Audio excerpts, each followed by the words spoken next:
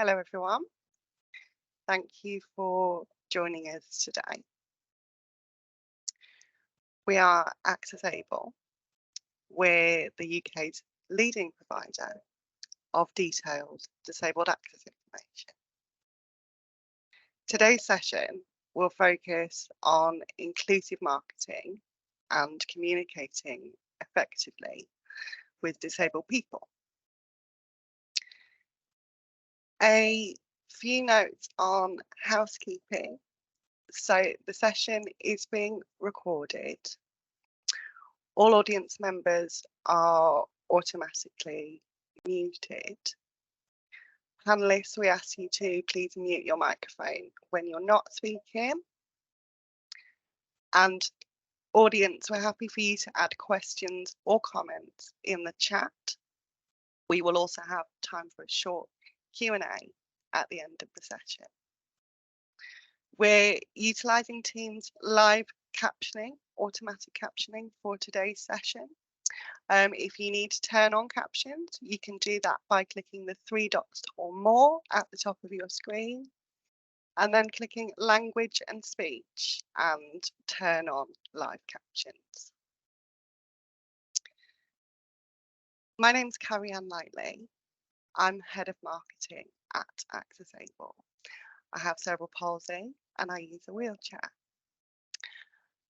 I'll be chairing today's session and bringing out any sort of insights from my own experience, along with the insights from our panel.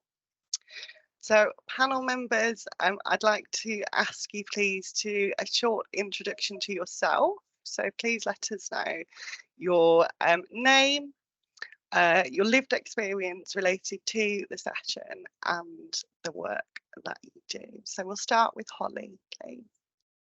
Thank you. Hi everyone, my name's Holly Tuke and I am registered blind, and I also have a chronic illness called ME. I'm a long cane user and I also use a screen reader, so I don't have any useful vision, and therefore I rely on assistive technology to essentially do my job, everything like that. I work as a social media officer at RNIB, and I also do freelance work in disability activism, content creation, and blogging. And this has given me lots of experience over the years in creating my own content around disability and raising awareness. Thank you, Holly, that's lovely. Heather, we'll come to you for an introduction next. Yeah, thanks Carrie-Anne and thanks Holly. For anyone that needs to know, I'm a white woman wearing glasses. I've got my hair tied up and I'm wearing a sweatshirt with a fried egg on the front, because why not? So as Carrie said, I'm Heather Lacey. Like Carrie-Anne, I do have cerebral palsy as well. I also have fibromyalgia, which is quite a new diagnosis, chronic illness, and I do have mental health issues as well, including complex PTSD. For work, I'm actually a marketing and business development manager at a global law firm called Evershed Sutherland. So I do a lot of business to business marketing, and hopefully can sort of share some insights that I have with not only my work but also with my own disabilities too. Thanks, Carrie-Anne. Thank you, Heather. Ross, we'll come to you for an introduction last, please. Thank you. Hello everyone, my name is Ross Lannon. I'm 29 years old and I'm from Cornwall in the southwest of England. I have a disability called spinal muscular atrophy, and yeah, I'm a full-time wheelchair user, so hopefully what I can bring today is an aspect from a full-time wheelchair user's point of view. In terms of marketing and my job, I sort of self-taught. I created a blog many years ago now where I'm very passionate about the representation of people with disabilities within the media. So a lot of the campaign work I do is about showing disabilities in a positive light through my blogging and some sort of freelance work as well. I also work for a company called Chaos, the Chaos Group, where I'm a radio presenter. So you might have to just stop me from talking a lot of times because it's basically what I do for a living. But yeah, that's basically me. Thank you, Ross.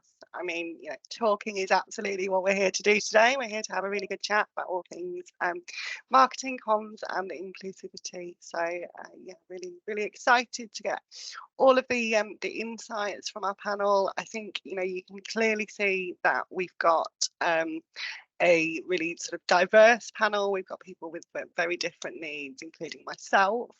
And that means that, you know, you'll get an insight into each individual participant's lived experience.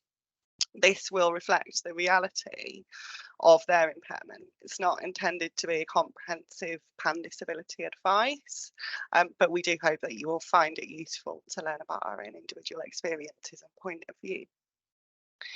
So just a quick overview of what we will cover today. So during today's webinar, you'll learn about inclusive language and terminology. You'll also learn about accessible formats and digital accessibility.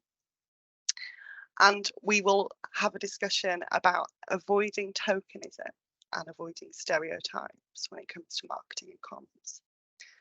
And we'll also be sharing some case study examples of best practice in inclusive marketing later on in the session.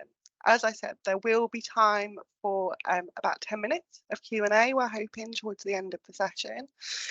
We are recording the session, and we will be sharing a recording with everybody afterwards. So if you have colleagues that haven't been able to join, or if you have to leave the session early for another meeting, we will share a full recording following the session.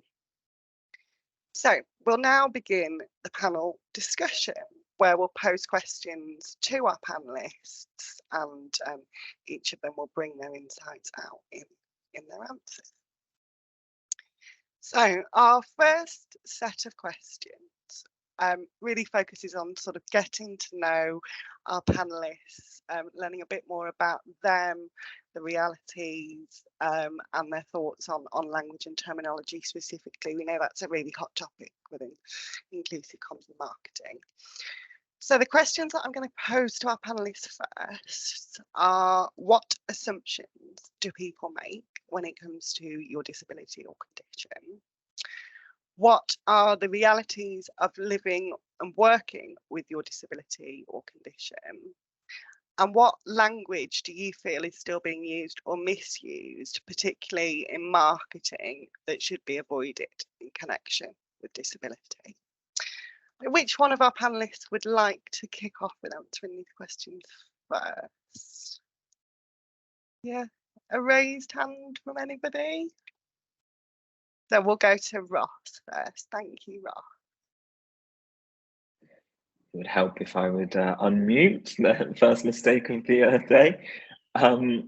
So yeah, I think one of in answer to the first question about the assumptions that people make when it comes to disability in general, the general assumptions is something that does annoy me a lot. I get quite passionate about this because there's so many little scenarios over the years that kind of add up over time. Probably one of the big assumptions for me is that people do often presume that there's a lack of social life for me, which does annoy me. I think people often presume from a physical disability point of view that you also may have some sort of learning difficulties as well, and these are a build-up of things, and it comes back to that, you know, that representation of having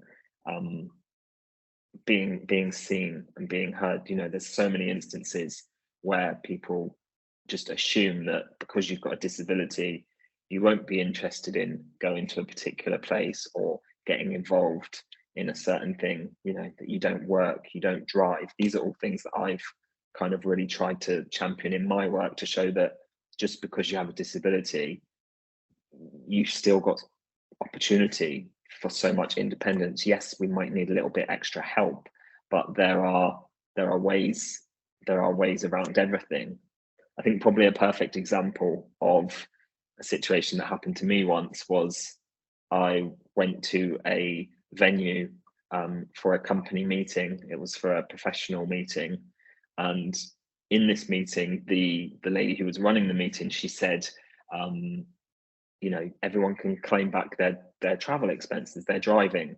And she literally went around the room and gave everybody a driving expenses form and just completely skipped past me, because she just presumed that I couldn't drive and I wouldn't need to have that expense, until I had to say, oh, actually, you know, I drove myself here today. I'm going to need one of those as well.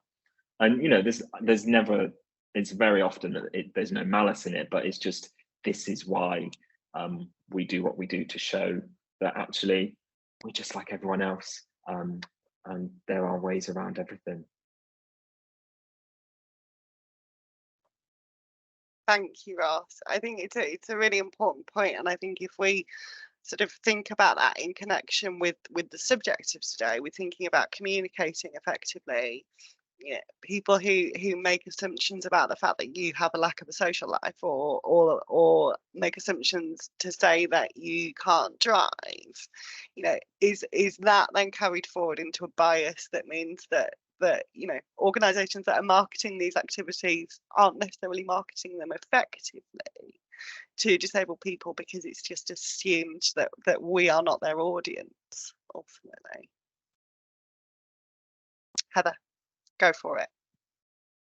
Yeah, I just thought whilst we're on the topic of sort of assumptions, so in my introduction I did, you know, sort of describe that I work for a global law firm. So obviously the sort of marketing I do is maybe a little bit different. We're not marketing activities or, you know, places per se. We're marketing our lawyers' expertise and the services we can provide.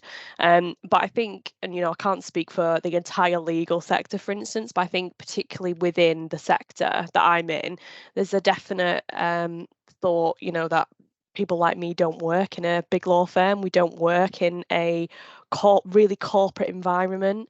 And I think what I've tried to do as, you know, a marketing professional in this environment is, even in a B2C context, is never to assume really who's on the receiving end of our marketing and comms. So obviously increasingly we're doing a lot of digital marketing at the moment, and you know, never to assume that people don't have visual impairments or don't have access needs when it comes to accessing information with regard to what we can do as a law firm, for instance. So I think there's several different ways to think about, you know, these making assumptions, but really, what does it mean for your business if you're making this assumption? If you're not thinking a little bit outside of the box and you're not thinking from a different perspective and from someone else's, you know, different perspective, you're perhaps missing a really integral key component of your potential clients or customers, because you're not reaching them in a certain way. And I think, you know, we're a law firm, we do a lot of collateral that and pitches, and that's sort of, you know, my key thing day to day. But I know PDFs, for instance, if you use a screen reader, are not they're not accessible. You can make them accessible, but they're not accessible in the way that an HTML page might be, for instance. So I'm always trying to think with my key stakeholders, you know, how do we really expand what we're doing and think about everyone who might be on the receiving end of your communications, our marketing, and just really sort of widen the scope of that. You know, this sort of leads into that question on the realities of living and working with a disability or condition. So, of course, because I work in such a, you know, quite a high pressured environment, there's lots of things going all at once.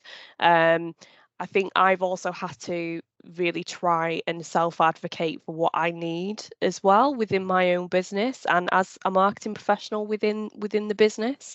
And I think we're getting there. We're starting to have the conversations, but that is something that, you know, continues to be perhaps a little bit slower to you know, make sense of, I think, because of the sector we're in. And one other thing I'll say as well in terms of language, and I was speaking to someone last week actually who also works in a law firm, and they do a lot of like personal injury claims, say. And what was interesting actually is, you know, when they sort of say that they've achieved something for a client, they'll talk about the client having suffered from a particular disability or a particular impairment, which was really interesting to me, because even within those sort of marketing communications, it's obviously not quite the same as what Ross was talking about in that, catering for a disabled audience, but actually, how are you talking about disabled people within your marketing? I think that was really interesting for me, because it's not something I've really had to think about in my everyday work. But yeah, I'll stop now because I'm just sort of waffling around the same thing, but hopefully that sort of makes sense there.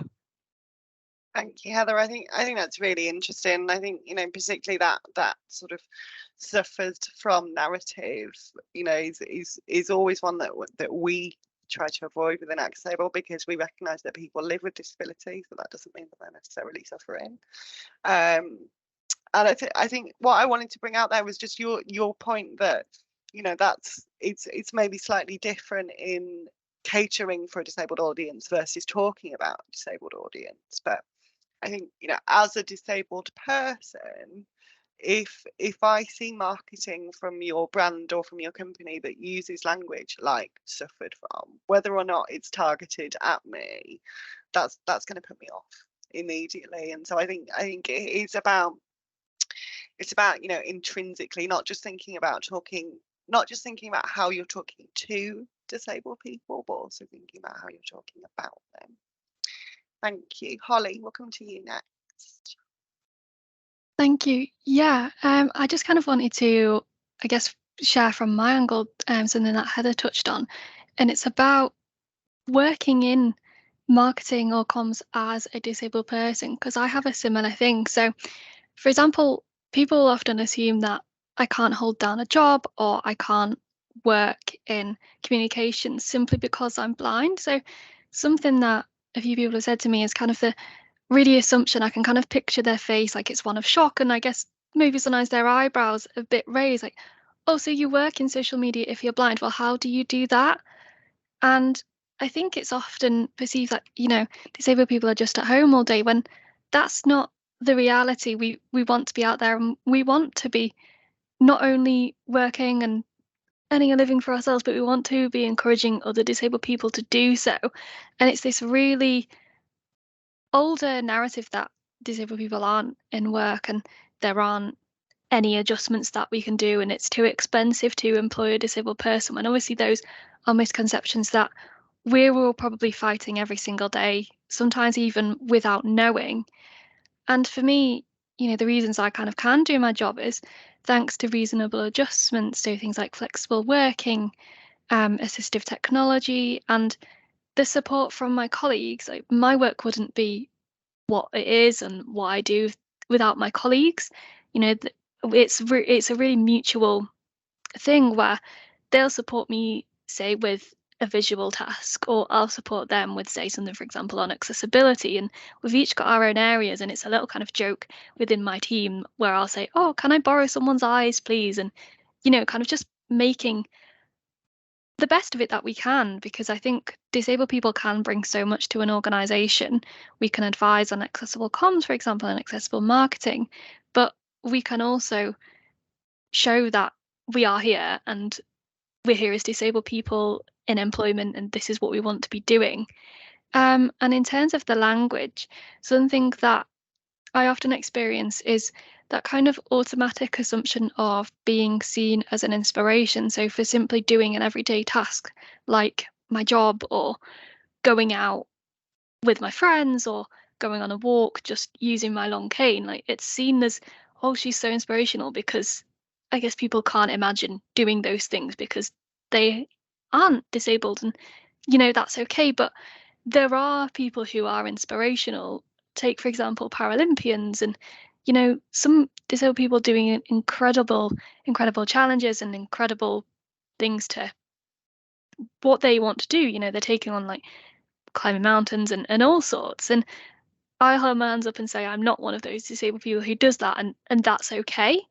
But I think, yeah, that kind of narrative can really be seen within marketing, just assuming that disabled people are inspirational and kind of collectively putting us together. So, for example, something I see a lot is the disabled people or the blind people, and it's just kind of collectively grouping us in a box where we are, individuals, and although some of us might have the same condition, for example, it affects us in different ways, and we each have our own experiences of a disability, and disability is unique in the same that every other characteristic is unique as well. So I think those things can really have a big impact, because I think if I'm seeing language that I can identify with, and I think, you know what, that brand or organization really know what they're talking about, and they've taken the time to see how their audience identifies, and I think that really goes a long way, and it's more likely to stick with me and share a positive experience than something that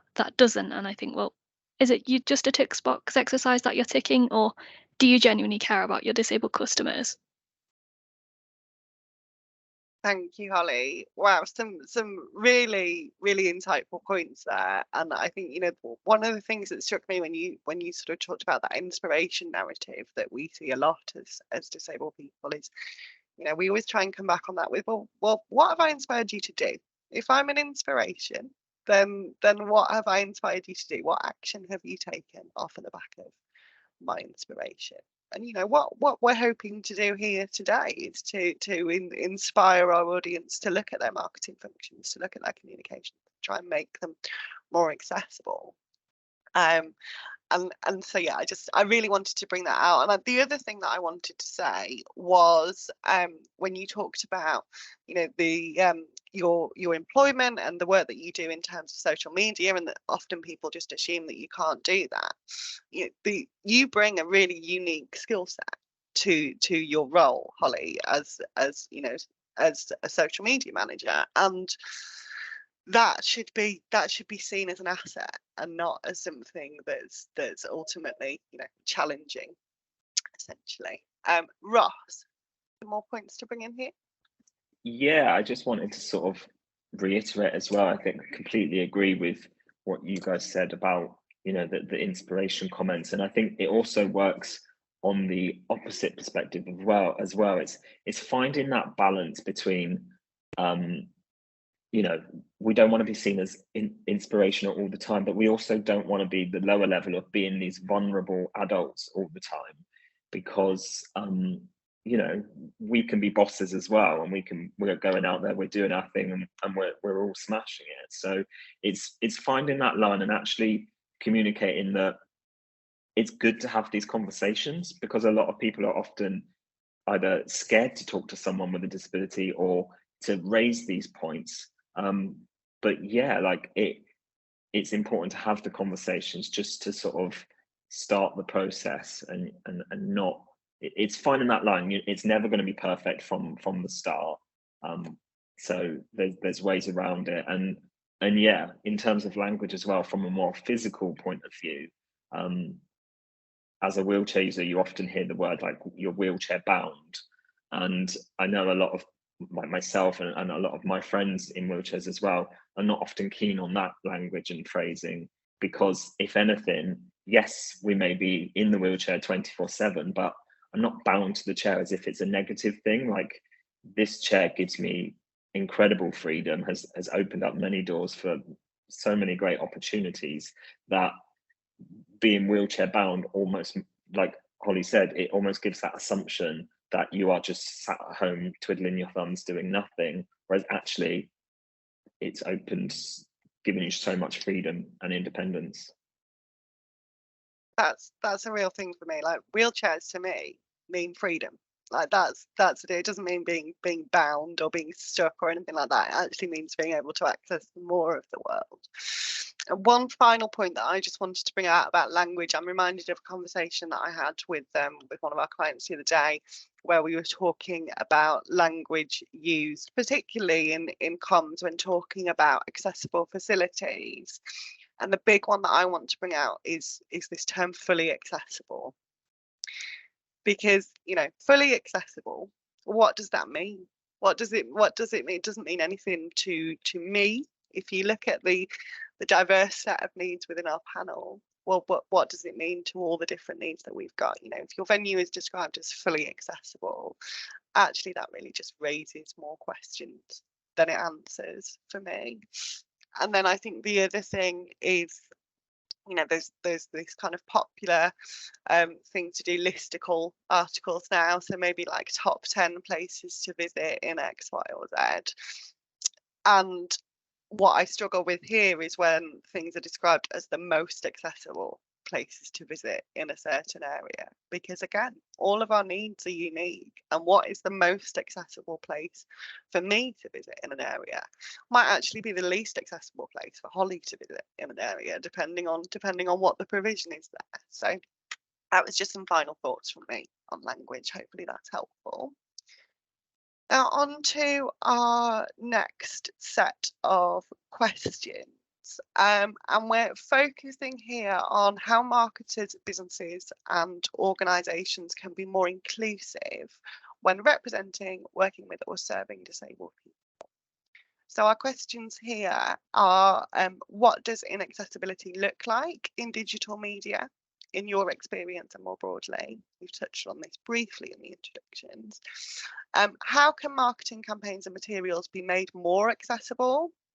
E.g. accessible formats like EasyRead, accessible PDF, which Heather touched on previously. And then what tangible steps can marketing teams take to ensure online content design, for example, websites and newsletters and communications, are accessible?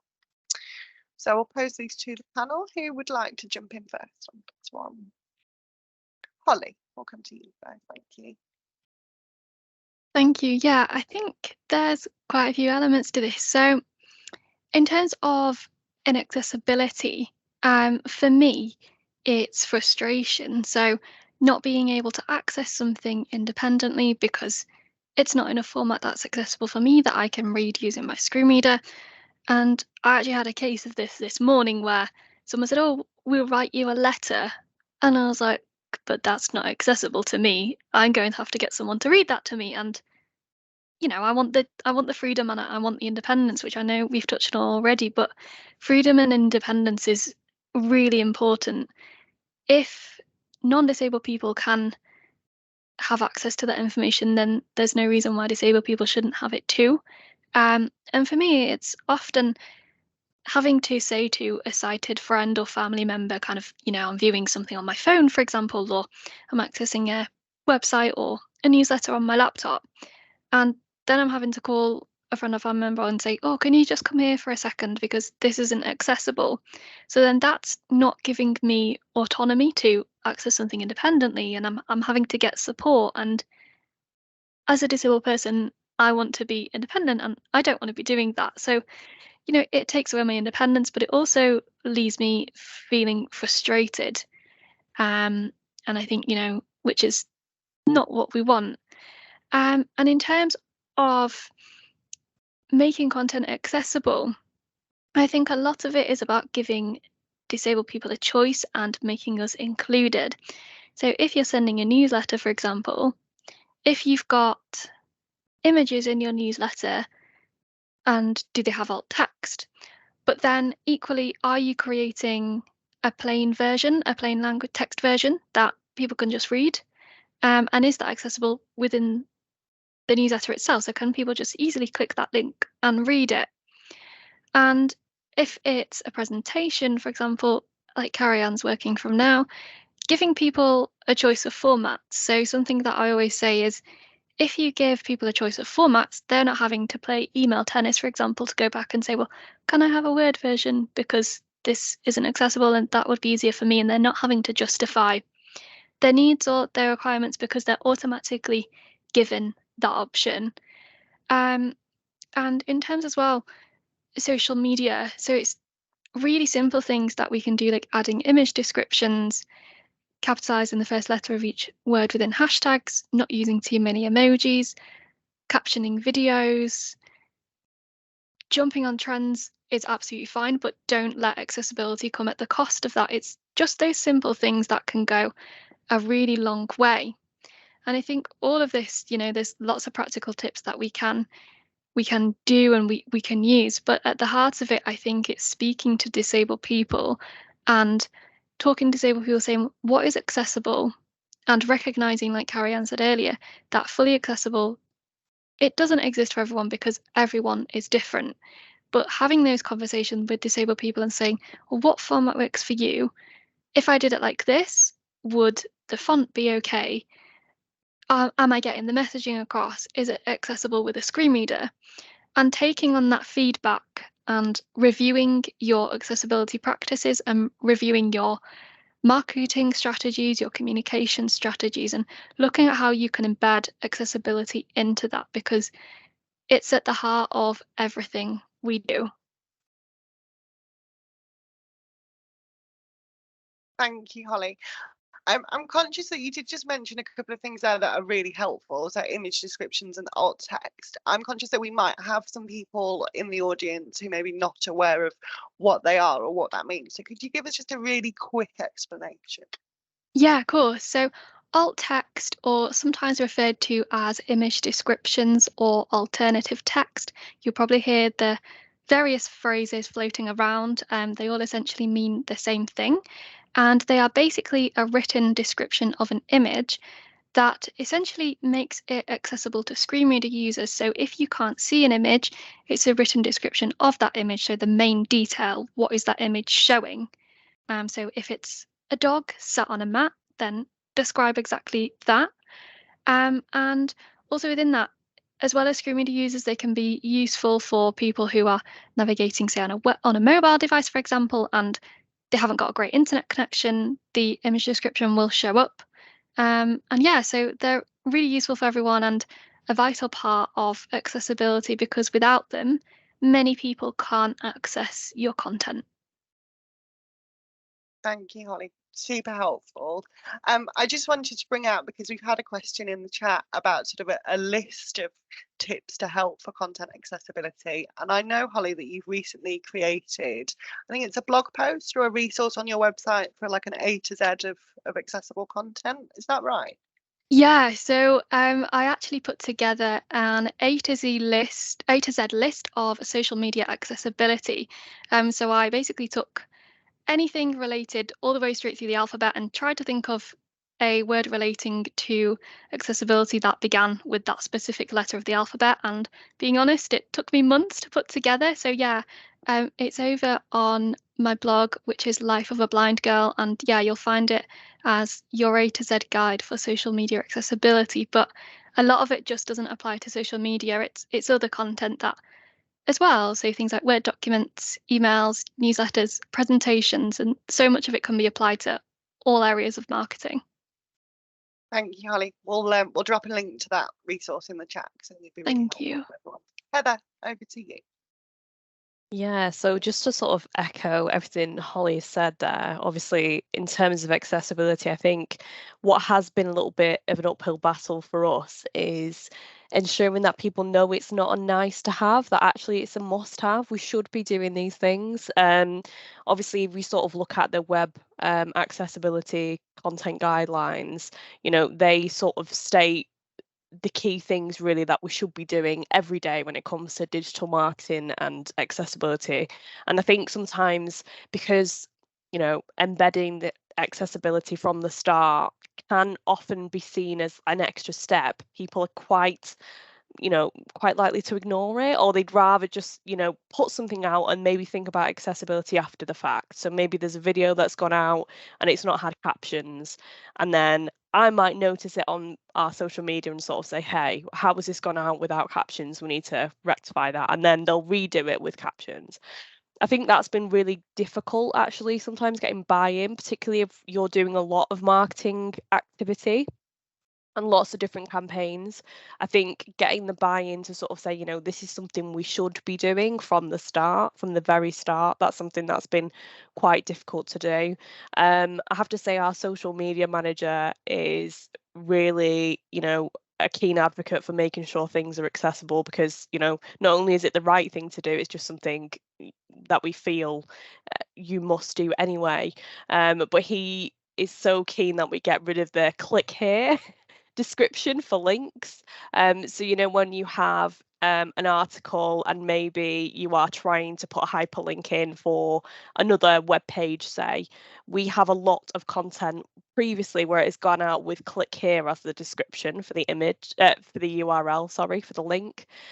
And, you know, to try and make that more readable buy a screen reader, actually link, you know, rather than say click here, link to this article will show you all about laws affecting the EU, for instance. So you're actually given a bit of a description rather than just a click here link. So he's very keen on getting rid of that.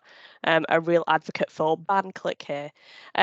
So yeah, for us, it's been quite difficult actually to get that buy-in, I think, because we're so busy all the time, and actually getting people to sit down and think about how this might affect disabled people. And I know what Holly mentioned previously, that, you know, ask disabled people, ask what works for them. All our needs are very individual and very different. But I think giving disabled people the choice is the key where possible. You know, providing, as Holly mentioned, transcripts maybe, as well as captions that are burnt into videos, as well as ones that are closed. There's all sorts of different things you can do, and just employ lots of different techniques. And I think from, you know, just from a pure digital marketing perspective as well, is to remember that any improvement on accessibility improves your SEO or your search engine optimization. It's as simple as that. So when you get accessibility right, you can make your comms more generally much better in terms of SEO too. So that's another win-win. Yeah, I think that's all to sort of chip in there, Carrie Ann. Thank you, Heather. Your last point there made me sort of think about the fact that, again, with you know, captions on videos, whether they be open or closed captions, it's been quite a few years since I saw a stat on this, but there was a stat that was something like, you know, 90-something% of people watch social media videos on mute. So if you've added captions to your video, you're generally gonna reach a bigger audience, regardless of not, or whether that's a traditional access requirement or it's just somebody's preference to watch the video. Ross, have you got anything to bring in here? We've got about 3 minutes left on this question. Yeah, definitely. I think everything you guys have said already is fantastic. And I know personally, I've learned so much over the years. I've been following Holly, for example, for years, and I've learned so much already from the things that she said about, you know, the content that I've produced on my blog, trying to make sure that actually I do add that little photo description and things, and captioning videos.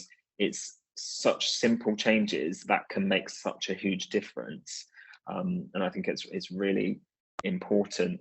From a more physical point of view, when it comes to sort of digital and websites and marketing, you know, just having the information easy enough to find as well. For example, if I'm going onto a business's website and I want to check out what their accessibility is like, this is why like the AccessAble app and things like that are so important, because the amount of time you spend searching for that one little access page where they've got a couple of sentences about what the physical access is like at their venue, for example, just having that information that's easy to find on your website would be so much more helpful. You know, having a separate accessibility page that is in the drop down menu, not just so it saves you, you know, really searching the depths of the internet just to find out whether you have a disabled toilet or if there's a step-free access into your business.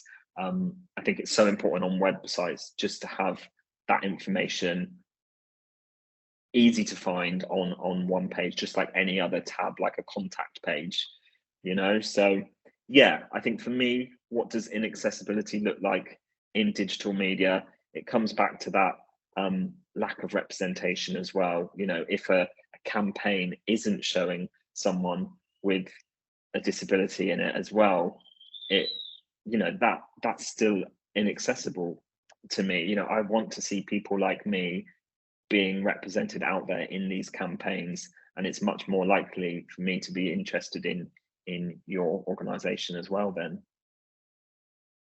Thank you, Ross. 100% agree with that. You know, I want to be able to see myself within the comms that any organization is putting out. And you know, if we think about your point about accessibility information on websites, obviously really resonated with me, because ultimately, you know, that's what AccessAble is here to do. But I think, you know, we all have a lot of experience of information being sort of buried in the website footer or you know, you click on the accessibility link and it turns out that it's actually information about what makes the website accessible and not what makes the venue accessible.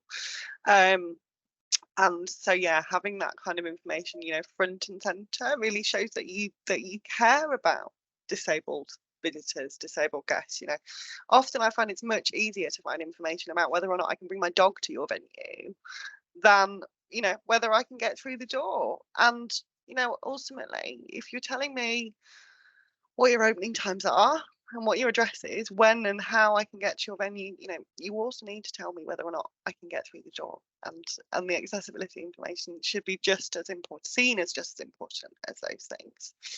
So we have had a question in the chat around, are there any organisations whose marketing we would describe as best practice that would be useful to check out? So we have some case studies to share shortly, where we think, and we've got some good examples of accessible marketing campaigns, but if any of you have any thoughts that you want to put across for that, feel free. Holly, go for it. Thank you. Yeah, just a few that come off the top of my head. I mean, I'm sure there's absolutely loads more. I mean, obviously AccessAble is at the top of that list. I would also say in terms of charities, RNIB, although I'm slightly biased there. Also Scope. The NHS website is a great example of really good content design and a really brilliant accessibility of website and navigation.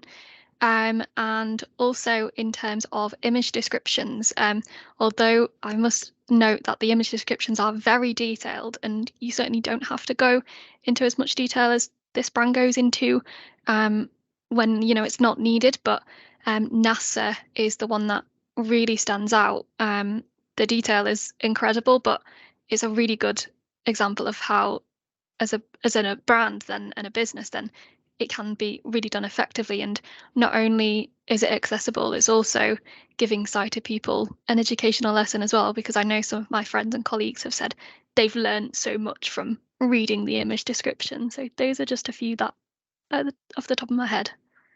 Wonderful. Thank you, Holly. I'm going to move on to our next slide, which I think sort of answers the latest question that we've had in the chat, or I think what we will talk about here should hopefully address that question. So the question in the chat is sort of, what is the line between featuring somebody in positive imagery, featuring a disabled person in positive imagery, and them becoming a marketing prop? How do we ensure we're authentically featuring? So, you know, if we look at the questions here on the slide, we're talking about, you know, representing audiences authentically, what nuances marketers should be aware of when it comes to disabilities, how to represent disabilities without being tokenistic, e.g. simply wanting an image with a disabled person. I think hopefully that covers that query. What are common stereotypes around disability that organisations should try to avoid, and how to prevent so-called purple washing. For example, when organisations use hooks to market to disabled people without any meaningful effort to become more inclusive. So Ross, I can see you've got your hand up, so I'll come to you first on this one. Yeah, just sort of in answer to that question and Jeremy's comment there, it's really important that, yeah, that we don't become featured as just a prop. Like, we fight for wanting to be in these campaigns and we want to be seen and be heard because that representation is so important. But the only way for you not to become this token or this prop in marketing campaigns is for consistency.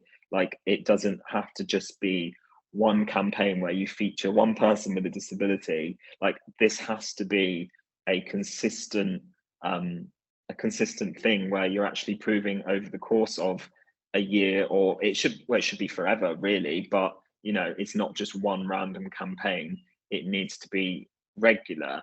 And I think one of the main points to probably say that probably I think a lot of people don't realize is that as individuals with disabilities, we don't often want to be in these token campaigns. We don't want to stand out and be different. If anything, we want no fuss. We just want to be involved. And I hate the word normal with a passion, but it's being included in regular campaigns where you know, there just so happens to be, for example, if we're talking about a private company here who are marketing or they're advertising clothing, for example, when I see the lineup of models, there should be a regular person with a disability of some form in each lineup, you know. So I think that tokenism comment is so important, and I think for your brand and your business to be seen as authentic, it has to be consistent. Thank you, Ross. I think, you know, the other thing that I'd say there around sort of avoiding tokenism is, you know, make sure that your offering is backing up whatever you're marketing. So if you have a campaign where you're using imagery with disabled people, if you're a venue-based business, do you also have accessibility information to your venue that's easy to find? Because that's sort of falling at the first hurdle if that provision isn't there. If you know, if I can see myself in your marketing, but then when I dig a little bit deeper, I find that you haven't made a commitment to genuine accessibility. That's when I think that this looks tokenistic and it hasn't really been thought through. Heather, we'll come to you next as you had your hand up first. Thank you. Yeah, so just to sort of, you know, echo what Ross has said there, I think the key thing when it comes to including disabled people within your campaigns is, you know, this inclusion should be incidental. You know, a bit like we are in the population. There's so many disabled people with disabilities in the population, and your marketing communications should sort of reflect that diversity, which is incidental anyway, and it just so happens to be part of the world we live in. So I think that's really key. I think as well, just sort of thinking again from the view of my business and what we do as a law firm is we're obviously really involved in any corporate social responsibility initiatives. ESG is a really big thing for a lot of private businesses and professional services.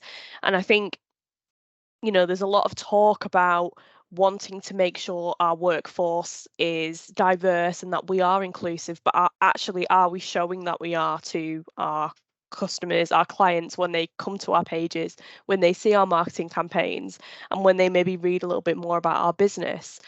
So as sort of Carrie-Anne has alluded to as well, if that information is not sort of, you know, front and center of your website, what is that saying to people like myself or like Ross, who might be thinking, you know, for whatever reason, Ross, maybe you need some legal services.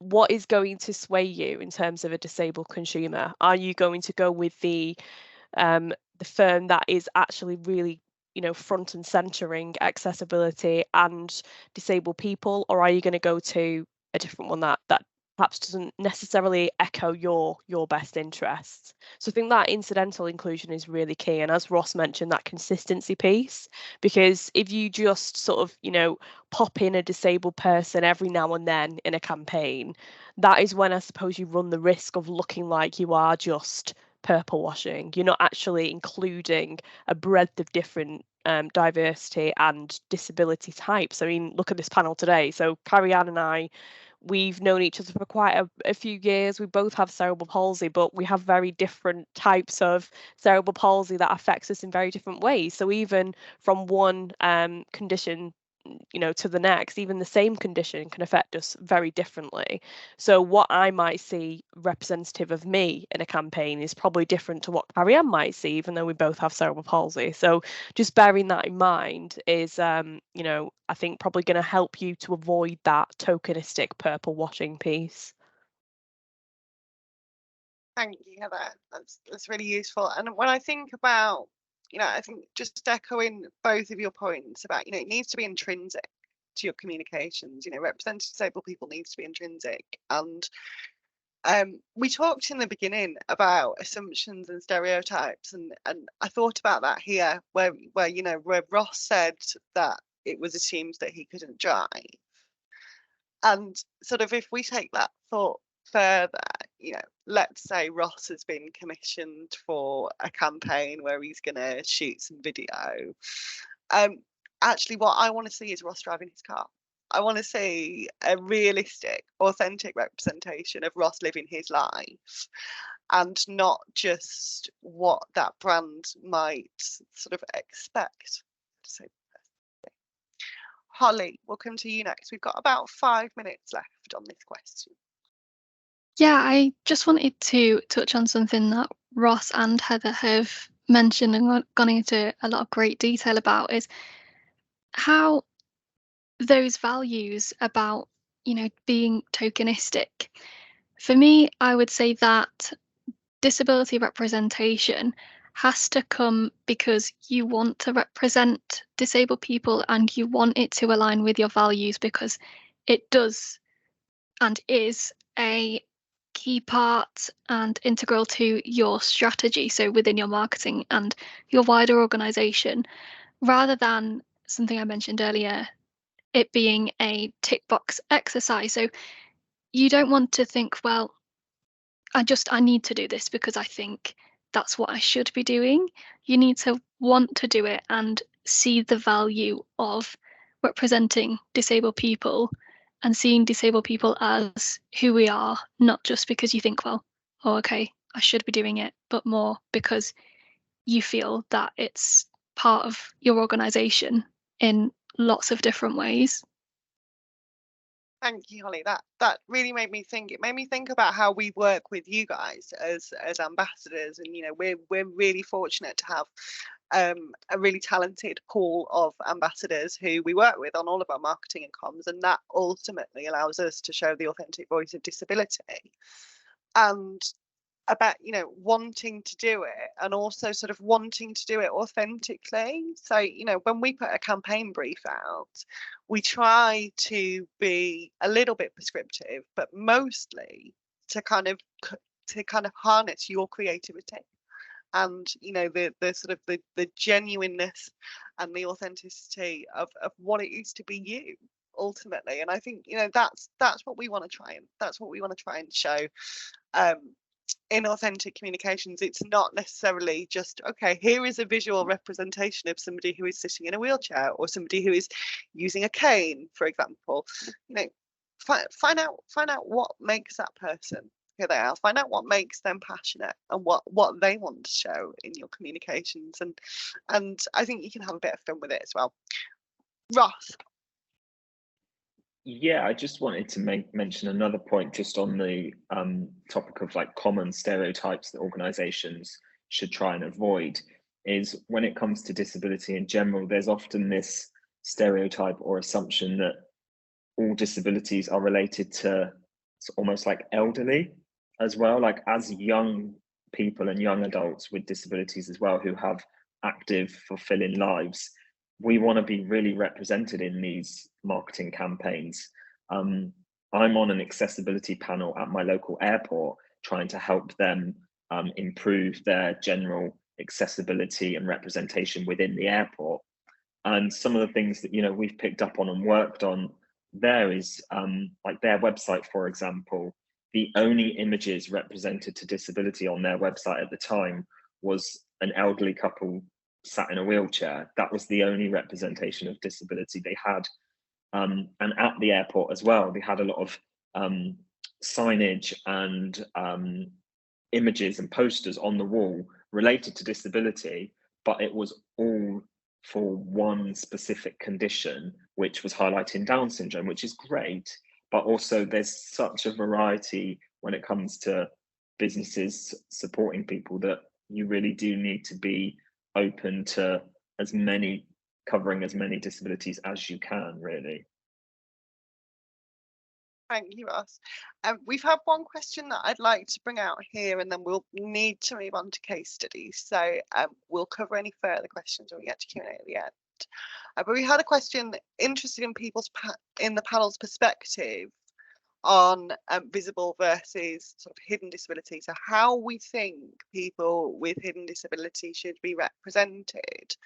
Heather, I'm going to come to you on this. I've got a feeling that we're going to have a similar view here as people who have both visible and invisible conditions. So we've got a couple of minutes, if that's okay. Yeah, of course.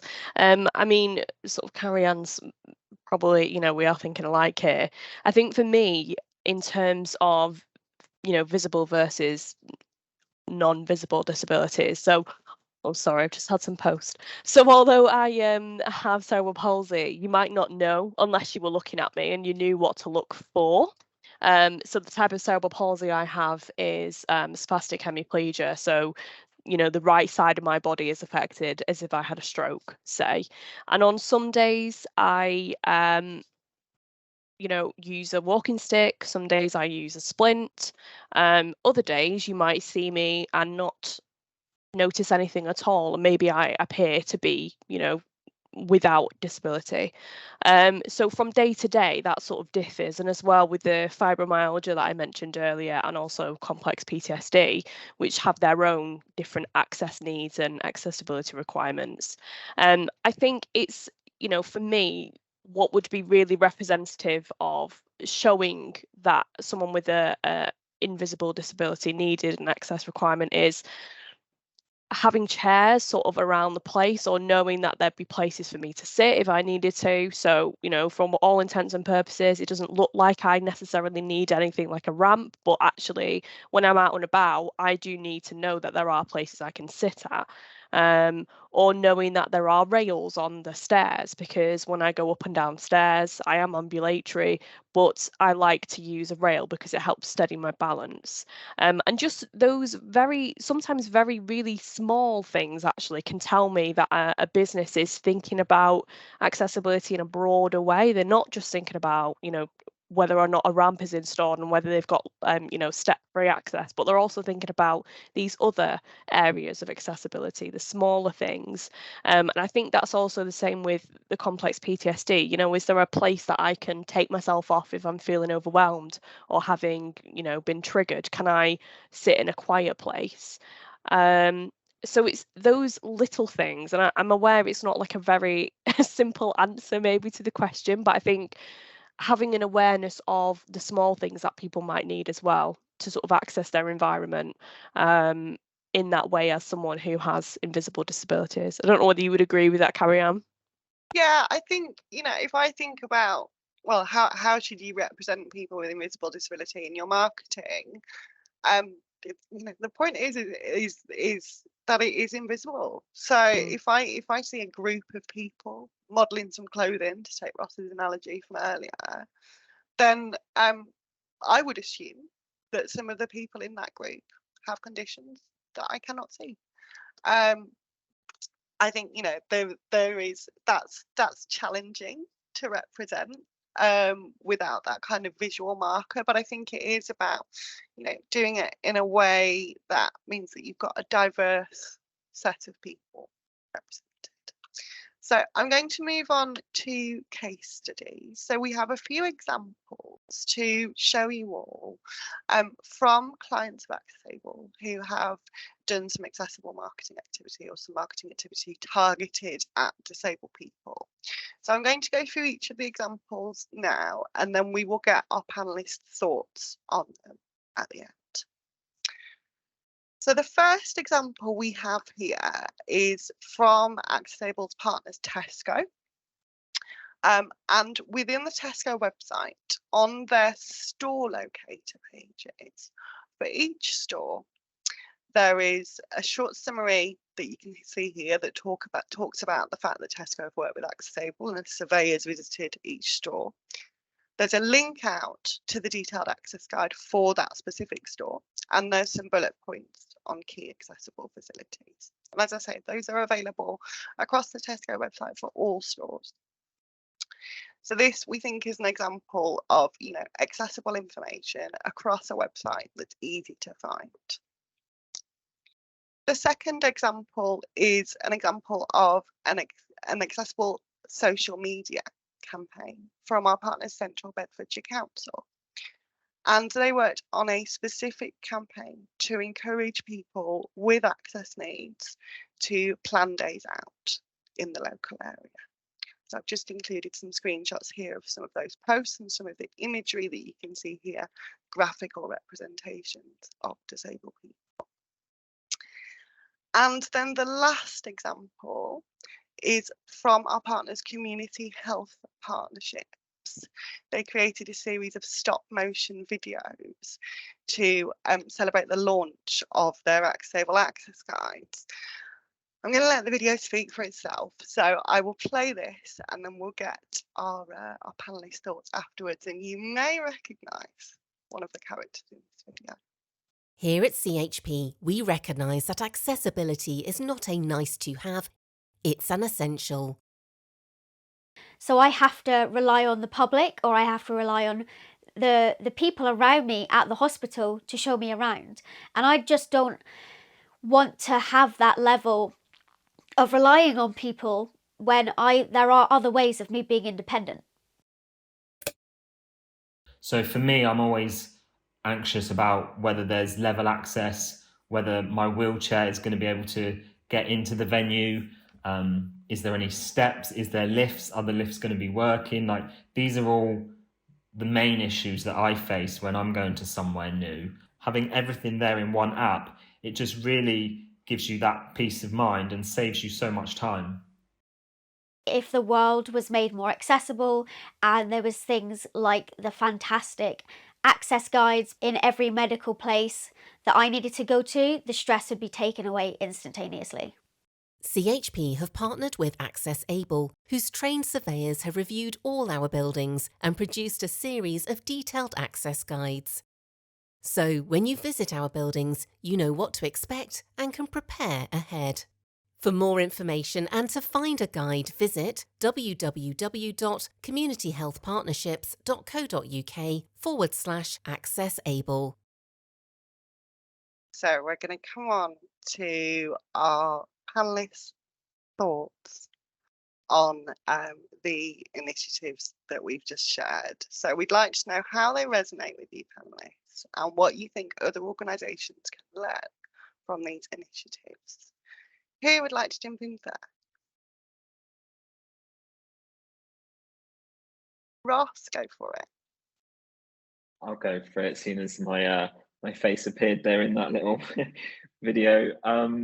Yeah, I think if I start with the community health partnerships one there in particular, I think that is just a perfect example of like marketing genius, because it's grabbing people's attention. I think we all know in today's society with social media and things, you know, everyone's looking for that thing to go viral, or they're looking for that something that's a little bit different, something that stands out, that grabs people's attentions to say, actually, look at what we're doing, or look what we can offer.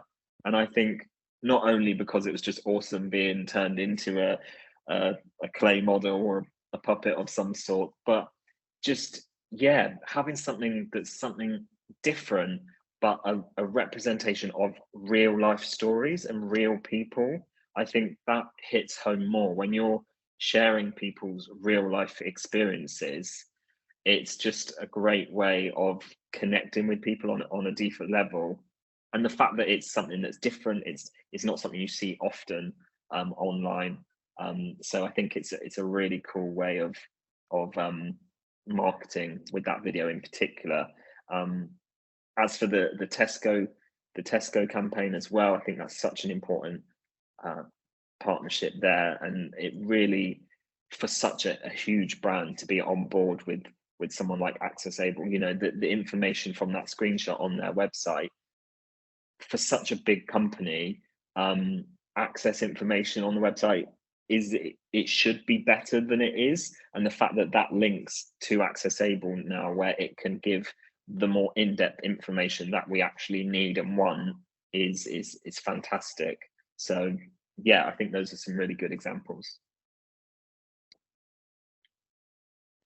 Thank you, Ross.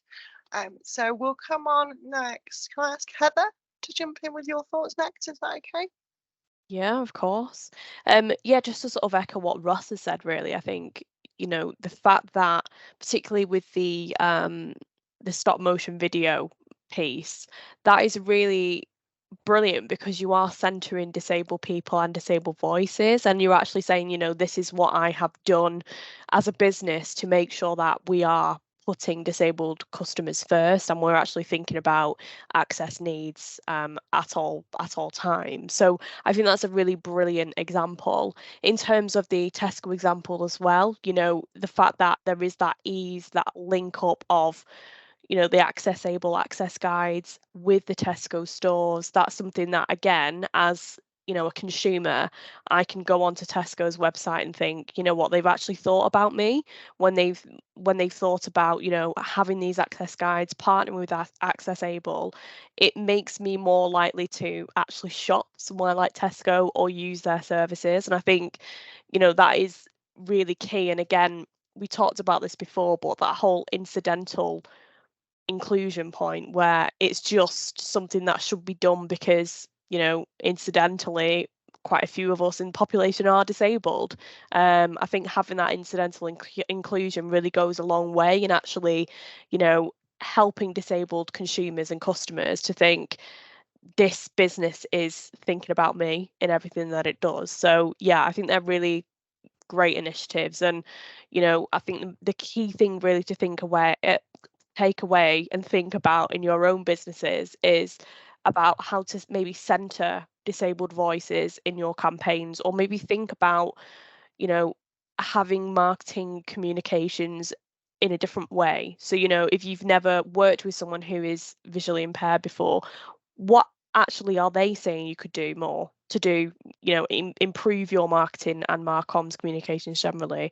Are you thinking about other perceptions that you maybe haven't come across before at all? And maybe hopefully some of you will leave this webinar having thought of different things to maybe embed into your own strategies, and just actually, you know, centering disabled people's voices sometimes at the heart of your marketing communications. Thank you, Helen. Holly, we'll come to you next for your thoughts on the case studies shared. Yeah, of course. So in terms of the video, with me, I think seeing disabled people represented and being able to identify and relate to those experiences is just one of the most powerful things that you can do in terms of marketing and communications.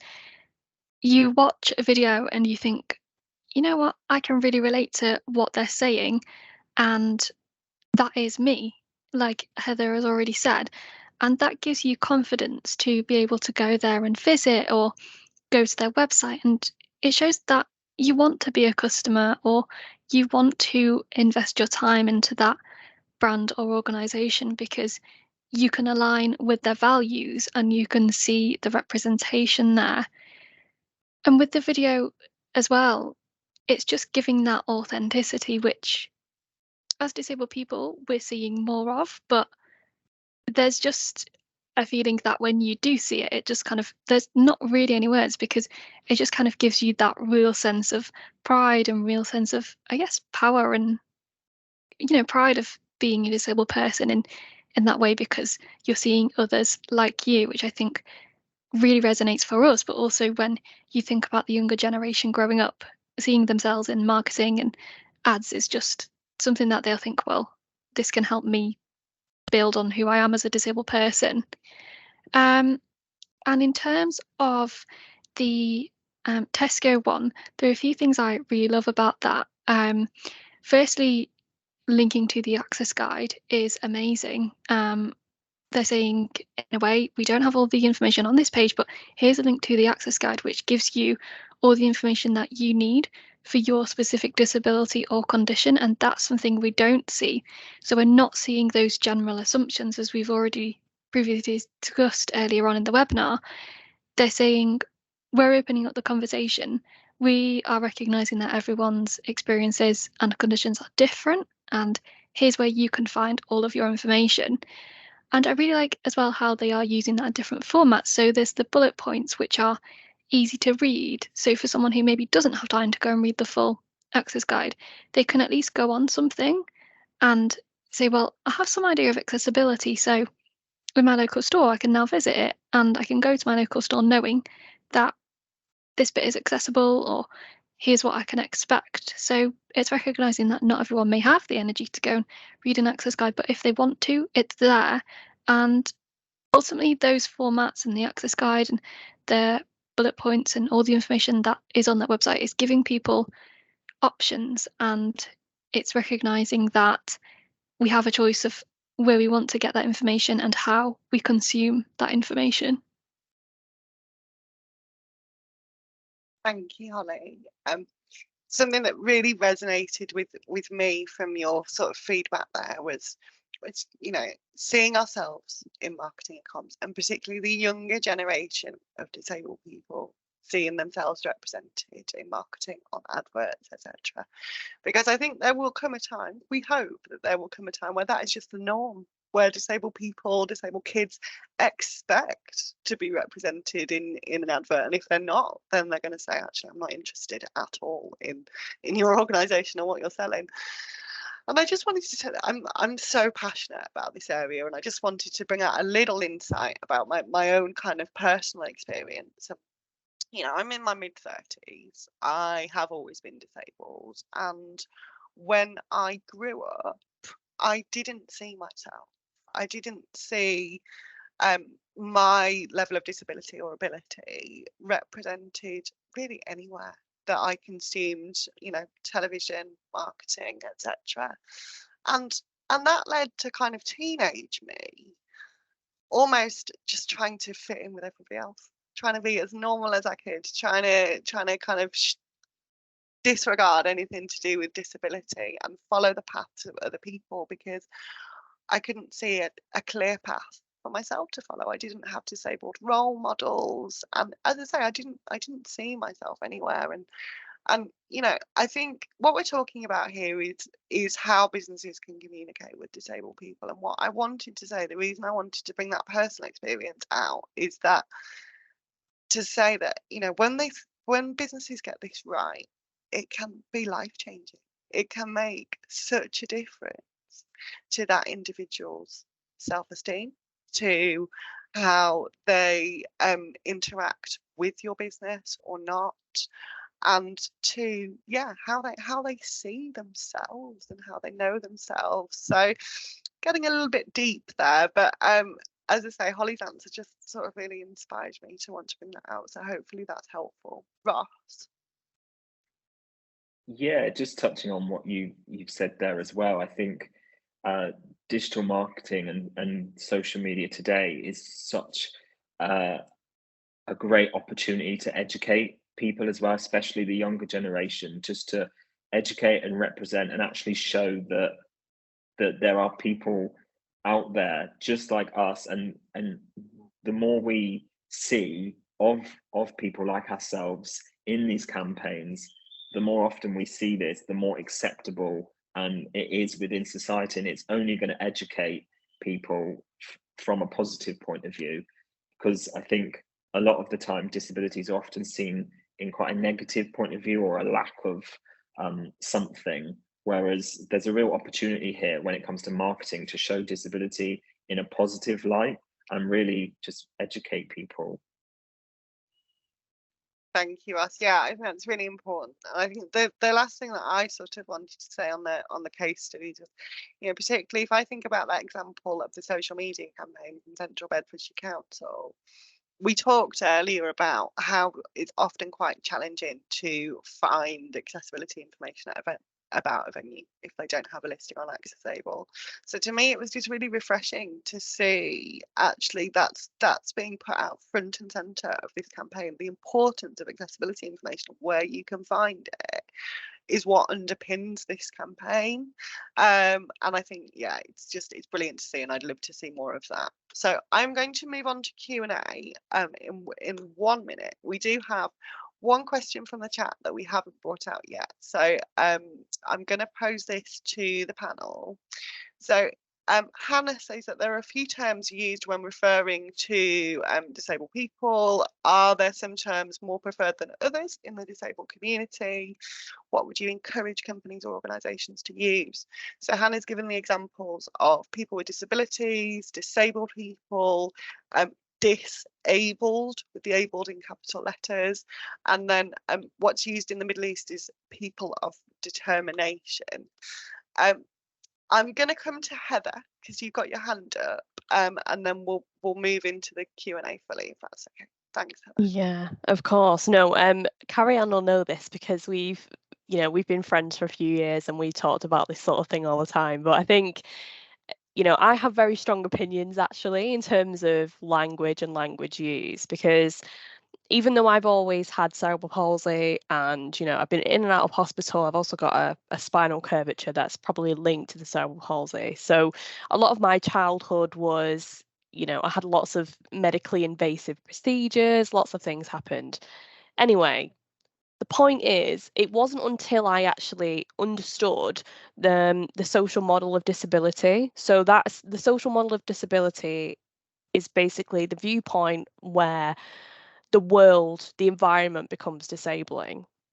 And when I started to think about disability in those terms, when actually, it wasn't me and the cerebral palsy that was a problem, it was the world I was living in that made me, perhaps have challenges. That's when I started to really, embrace the identity of being disabled. Now, that is my own personal experience, and a lot of people in the community have very different experiences. I always bring him up because, my fiance has MS and he was diagnosed with MS when he was 21. So in terms of like, I hate the word journey, but it's true. In terms of disability journeys, if you like, I think we're at very different stages in terms of how we think about ourselves and disability. So for me, because I'm such an advocate for the the social model of disability, and thinking about the environment and how that can be changed to accommodate someone with impairment, I'm really passionate about using the term disabled because, I'm also a bisexual woman and I would proudly say that I'm bisexual. So why can't I do the same and say that I'm disabled too? That is, it's a key part of me. It's an integral part of my experience and my experience as an individual living in the world. So, but I think for businesses, knowing that people have different preferences is key, because not everyone will think the same as me, and who's to say that I'm right and someone else is wrong? That's not the case at all. So I think having that awareness and maybe thinking about why someone might want to call themselves disabled as opposed to a person with disability is really key.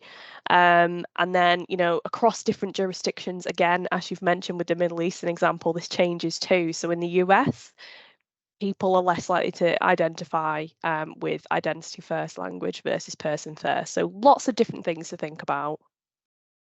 Thank you, Heather. I would like to sort of give AccessAble's line on this from the language point of view, which is, as an organisation, we always say that every individual will have their own preferences and those preferences should be respected. But in the communications that you put out as a business or an organisation, try as much as you can to align with the social model of disability. I'm going to come to Holly for her thoughts next, and then we will open up to questions. So we have just under 10 minutes for questions. If anybody would like to ask a question, please raise your hand. I will allow your microphone and you should be able to unmute yourself. So raise your hand if you'd like to ask a question, and I'll come to you in order once we have Holly's answer. Holly, go for it. Thank you. I would echo everything that Heather has said and that you mentioned there, Carrie Ann, about AccessAble's line on the language surrounding disability. I personally always go with disabled and identity first language because that's how I identify and I feel that's what fits me the most. One thing I did want to mention is remembering that disabled or disability are not bad words. There is nothing wrong with using those words. Don't be scared of it.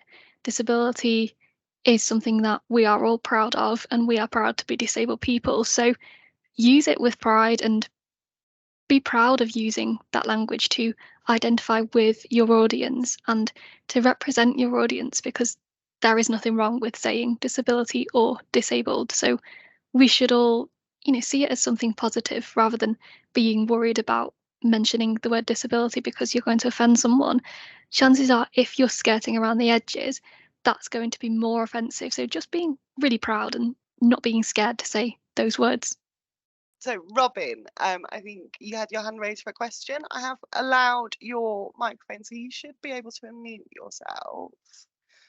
Yeah, Yes, that's me. it looks like Yeah. that's worked. Right, go Yeah. for it. Feel free to ask your question. Yeah, hi everybody. Really fantastic and insightful session. So I really appreciate everybody take the time to give their insights and thoughts. I work at the Scottish Event Campus in Scotland. So we're one of the biggest entertainment venues in the UK. We comprise of 3 venues: SCC Centre, SC Armadillo, and Novo Hydro.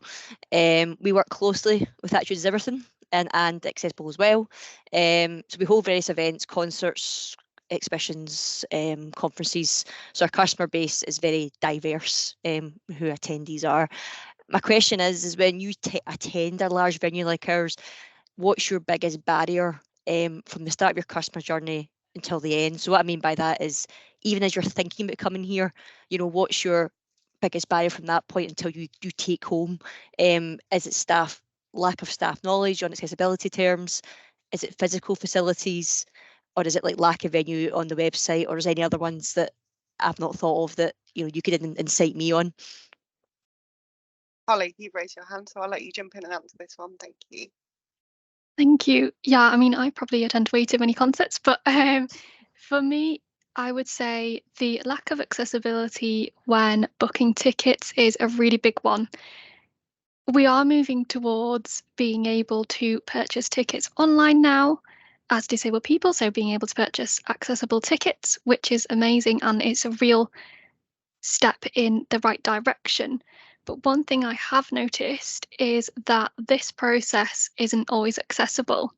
So I recently tried to book some tickets, and the booking process wasn't accessible. I then had to get a sighted person to help. And by the time I'd done that, the tickets had gone out of my basket and I'd lost out.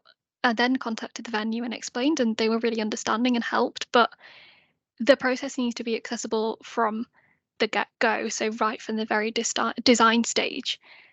Because if that process isn't accessible, then disabled people ultimately are going to miss out on those events. So for me, yeah, that's one of the barriers that I face, is just the accessibility right at the kind of booking stage, and that affects whether I can attend an event or not.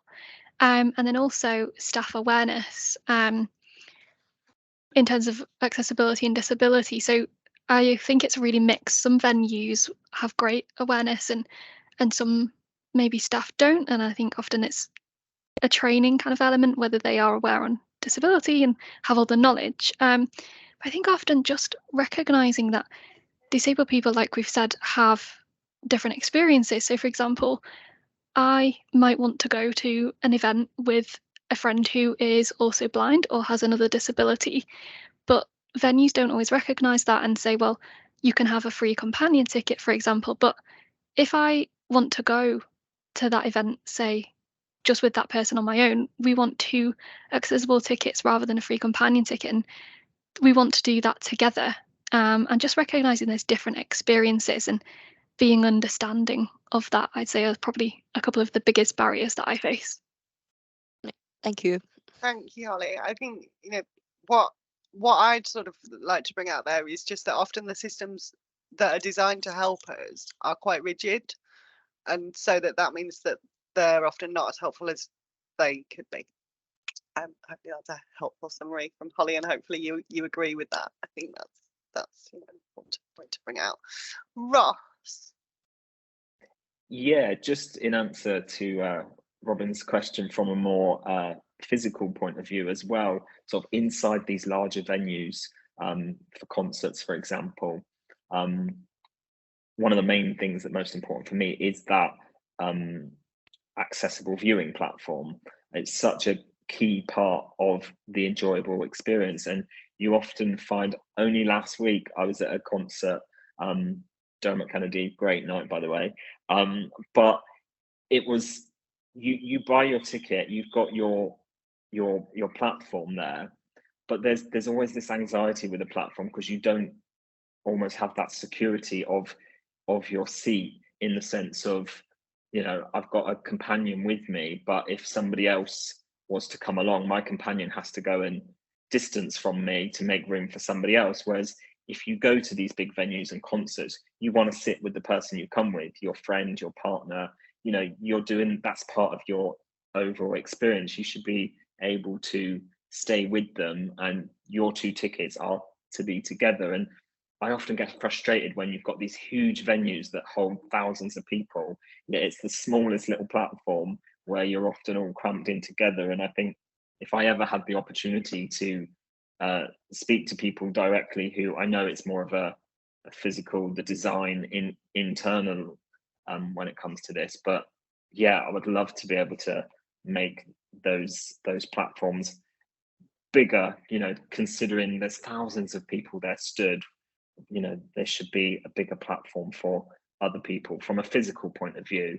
I think that's really important. Yeah, I agree on that one. We have 8 platforms plus a level up in level 2 as well. And if you do purchase a companion ticket, or you purchase 2 tickets, you will sit beside the person that you're with. That is something that we pride ourselves in, and that people should have an experience like everybody else. A challenge that I'm facing just now is I'm kind of campaigning for British Sign Language and captioning and access performance, and it's finding we are the venue, but we're not the facilitator. Like, we are facilitators, but we don't own the show. So, you know, the show, Strictly Come Dancing is a prime example. I work with Marie from Performance Interpreting. She's our service provider, and Strictly, because of Rose, because she won, she, you know, they've worked on a whole tour where it's completely BSL. You can go on and do that, where you can sit anywhere within the arena. But what I find is, when with you know, sometimes with promoters and things, I'm that kind of person who's trying to campaign for people to have it should be accessible to all, not just, you know, as you said, every person's got their own have got their own accessibility needs. It doesn't just mean wheelchair or hidden disability. It means British Sign Language, it means captioning, it means partially sighted, it means, you know, it can be various different things. So I can encourage also the panelists as well to look on our websites to give us any feedback on, you know, our booking facilities, or we have an accessibility page. We actually have on both our websites that tells you meters to the building, how you can book tickets, our assisted hearing loops, the height of our counters, you know, all those things. So if the panelists want to look at our websites and give me feedback, I'm more than happy to take it. Thanks, Robin. Ree, I hope I'm pronouncing your name correctly. I've allowed your microphone, so you should be able to unmute. We've got a couple of minutes left, so feel free to ask your question. Brilliant. Thank you so much, Carrie-Anne, and thank you to everyone so far. It's been incredibly useful. So much insight that I'm going to be able to take away from this. So I work at an immersive experience in Bristol called Wake the Tiger, and we're relatively new, only opening last year. So there's a lot of work around accessibility and inclusion that is ongoing and developing for us. And one of the key things that I'm personally working on, we've had some brilliant feedback from disabled visitors to the experience. And going forward, I'm working on a project to create an advertising campaign. And for that, representation is at its very core. Like, I'm looking for a really diverse and inclusive cast. And I want to make sure that visually we have like a range of disabilities represented within that.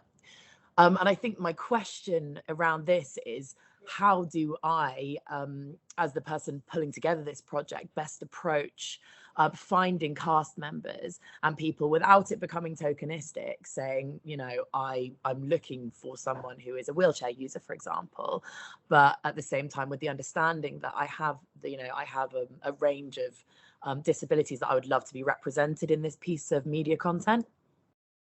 So I'll sort of jump in here, and then I think if our ambassadors have got any thoughts to add following, I think there's a couple of points really. I think one is shameless plug, but one is that we have this fabulous network of ambassadors here at AccessAble who can offer this kind of service via us. So do feel free to link in with me afterwards if that's something that you'd like to explore for your campaigns. And then the other thing, you know, if I think about myself as an individual and the approaches that I often get from brands, etc., I think honestly, if your approach contains the fact that you're looking to do this authentically, that there are, you know, that you've reached out to a wheelchair user specifically, for example, but this is why, and this is what you're looking to do, and this is the kind of fee that you've got available, these are the requirements, etc. I wouldn't have any issues with that at all, and hopefully the other panel members will agree. But if anybody's got anything to jump in with just really quickly on this one, feel free. No, I think we'll leave it there. So, oh, Ross, sorry, there was a slight delay there. Go on, Ross. Yeah, I think just that, again, that open and honest conversation, I wouldn't even be against, even if your company put a call out saying, we want to be as open and inclusive as possible. You know, you can make this a real opportunity to engage with your community as well by saying, look, tag the people who you want to see in our campaign. We want to be inclusive. We want to be diverse. Have that open conversation. And I really think it can not only benefit you guys, but it will benefit your audience of getting them involved in the campaign as well. And then they can tag creators that they think would be best suited to your brand. Brilliant. Really Thank you. Tip. Thanks. Thank you so much. Thanks, Ree. So we are running just slightly over time, so I am just going to very quickly close. Thank you to all of our participants for sharing their valuable thoughts and experiences. We really hope that this session has given you some insight into inclusive marketing. We'll be emailing everyone who's attended today with a recording of the session, which you are free to share, and a short feedback form. We would be so grateful if you could take the time to complete the feedback form. It should only take a couple of minutes, but your feedback helps us to plan future sessions so that we can make sure that we're planning sessions that resonate with our audience and that provide the answers that our audience are really looking for. Thank you so much for joining us. I'm going to leave this last slide here with my contact details. If you have any queries that haven't been addressed, feel free to get in touch with me directly, and we will look forward to seeing you all at the next AccessAble webinar.